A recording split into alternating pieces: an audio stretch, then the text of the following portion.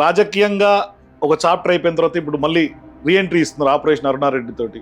నేను చంద్రబాబును ప్రేమించినంతగా ఇది బాగా చేయలేదు నువ్వు అని ఒక పార్టీనంటే వాళ్ళ కోపగించుకుంటే ఎలా అన్న. రాజకీయ నాయకులు కూడా విమర్శలు తీసుకోవాలి. రాజకీయాల్లో దిగి రామారావు గెలిచింది కాదది. సో ఇది కూడా మళ్ళీ పొలిటికల్గా లింకప్ అయినటువంటి స్టోరీని. 72 అడుగులు కట్అవుట్ పెట్టా. ఏవయ్యా పోసారి నీకెందుకయ్యా రాజకీయాలు, నీకెందుకు రాజకీయాలు, శుభ్రంగా చేసుకోవచ్చు కదా.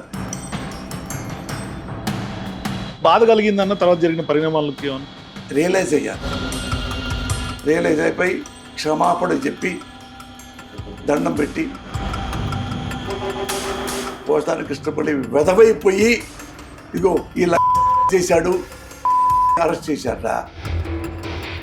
మీకు ఆయనకున్నటువంటి అనుబంధం ఎట్లా? నాకు ఆయనకి అనుబంధం లేదు. సో మేడమే మీకు అన్ని.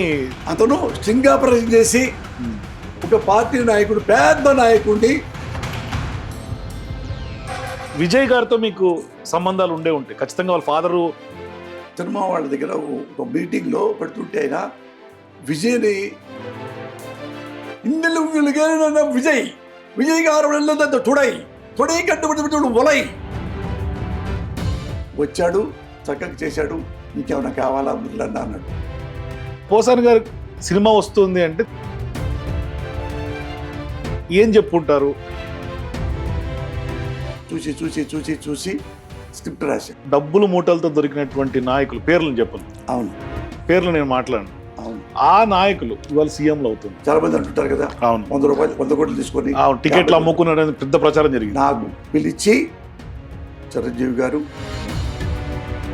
టాలీవుడ్ ఇండస్ట్రీలో చాలా మార్పులు వచ్చింది. ఆ లైట్ లేకుండా రమ్మంటాడు పోసాని, ఎవరారట ఒకడే ఉంటాడంట, ఏ రోజు లాక్కొని ముద్దు పెట్టుకోవడానిక ముమాయిత్ ఖాను ఐటమ్ గర్లు అవును, ఎప్పుడు డాన్స్ చేసి వెళ్ళిపోతుంటది.